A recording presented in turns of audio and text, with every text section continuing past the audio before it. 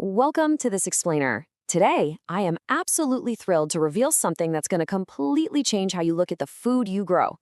We're diving into 20 highly productive, practically indestructible vegetables that commercial agriculture quietly and deliberately erased from our gardens. Let's kick things off with a simple, kind of paradigm-shifting question. Why are we constantly struggling with finicky, fragile modern crops when ancient, entirely self-sufficient vegetables already exist? I mean, what if the forgotten vegetables that yield the most food with the absolute least amount of effort are simply the ones we just forgot how to plant? So the core problem really started about 70 years ago when commercial agriculture made a massive shift. They started prioritizing perfect packaging, uniform shapes, and a vegetable's ability to sit on a cross-country truck for a week.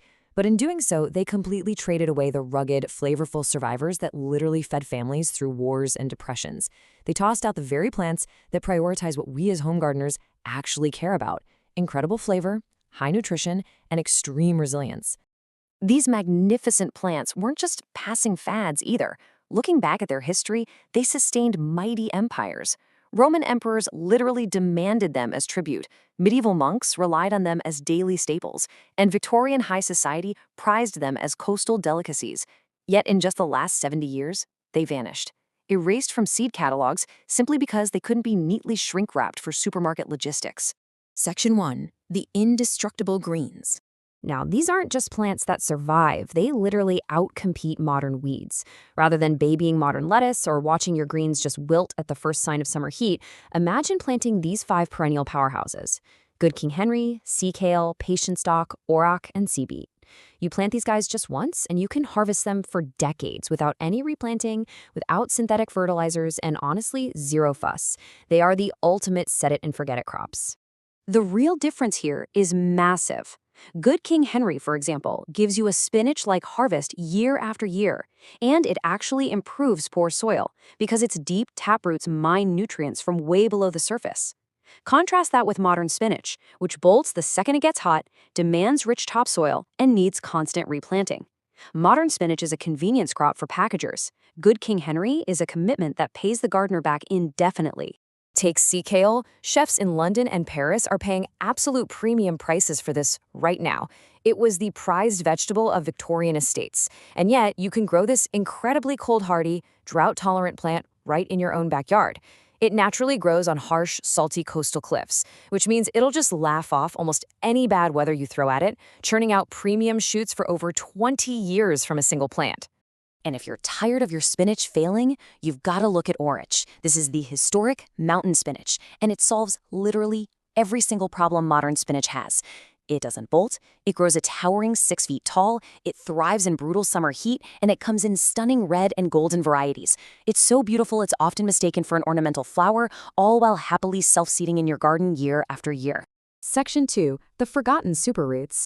Think of these not just as vegetables, but as self-maintaining underground root cellars. These 4 incredible roots, scarlet, scorsonera, Hamburg parsley, and turnip-rooted chervil, completely bypass the need for deep, loose, perfect potting soil. They'll push right through heavy clay and give you unique, complex flavors like chestnut, oyster, and parsnip hybrids that you literally cannot buy in any grocery store today. Let's look at scarlet. This beautifully sweet root was a massive staple in medieval cooking, and the Roman Emperor Tiberius loved it so much he demanded it as tribute. Because modern pests don't even recognize it as food anymore, it grows practically untouched. It was abandoned purely because its roots grow in odd clusters rather than a single straight line, making it impossible to standardize for a plastic grocery bag. Then there's scorzonera, also known as the oyster plant. This was cast aside simply because it has black skin and an irregular shape, making it visually unappealing to strict commercial grading systems. But beneath that skin is a brilliant white flesh packed with gut-healthy inulin fiber. It offers elite nutrition, tastes like an oyster artichoke hybrid, and the best part? You can leave it in the freezing ground all winter with zero storage effort. Just dig it up whenever you need it. Hamburg parsley is just a perfect example of the forgotten ingenuity of our ancestors. Colonial families relied heavily on this plant because extracting 2 completely different crops from the exact same square foot of soil is a level of efficiency modern agriculture completely forgot about.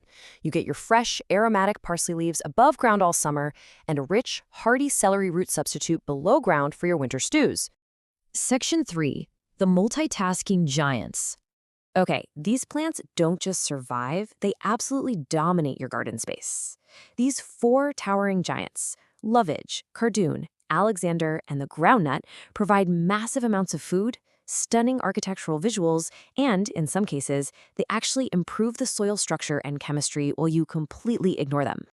Lovage is a masterclass in sheer productivity from a single plant. It's a 6 to 8 foot perennial that yields an intense, rich celery flavor. But here's the real magic. You harvest the leaves in spring, the stems in summer, the seeds for spice in late summer, and the roots in fall. That's 4 different edible parts across 8 solid months of harvest, all from a plant that comes back stronger every single year. Then we have the groundnut, or Apios. This is a native North American vine that literally sustained indigenous communities for thousands of years and saved early colonists from starvation. It provides incredibly rare, protein-rich tubers that taste kind of like a potato crossed with a chestnut. And because it's a legume, it naturally fertilizes the soil with nitrogen as it grows. The only reason we aren't all eating it right now, commercial harvesting machines just couldn't figure out how to navigate the 10-foot vines. Section 4. The extreme survivors. For the grand finale of this explainer, we're looking at ancient powerhouses originating from South America that literally laugh in the face of harsh conditions. These 4 tubers, Oca, Yacon, Aracacha, and Uluco, fed the massive Inca Empire. They offer completely unique flavor profiles ranging from lemony and sweet to crunchy like an apple. And since they evolved in a completely different hemisphere, they are practically invisible to North American pests and diseases. We're talking a zero-spray, maximum yield dream. 14,000. That massive number is the elevation in feet where our ultimate forgotten vegetable thrives. Way up high in the Andes, sitting in thin air and freezing temperatures is where you'll find this absolute masterpiece. Uluco isn't just a vegetable. It's a legendary, thousands of years old survival mechanism. It produces wildly colored neon tubers in the absolute harshest environments on Earth. It grows in volcanic soil, at freezing altitudes, and historical records even show it kept producing food after being buried under actual volcanic ash. I mean, it is the ultimate testament to a plant bred for pure survival rather than a supermarket shelf. Section 5. Reclaiming our lost harvest. We've seen exactly how commercial agriculture traded flavor and rugged resilience for uniformity. So here's our action plan. As home gardeners, you and I are totally free from the supermarket illusion. We don't have to grow perfect-looking, fragile clones. You can ignore cosmetic grading. You can prioritize what actually matters: flavor, nutrition, and perennial resilience. You have the power to plant the legendary survivors that actually want to grow, the ones that will reward you with delicious food for decades. Now that we've unearthed the incredible history and unstoppable power of these forgotten vegetables, I want to leave you with this final thought. What will you choose to plant in your own soil now that you know the truth? Will you keep fighting with fragile modern hybrids, or will you invite the survivors back into the light? The choice is entirely yours. Thank you so much for joining me on this explainer, and happy planting.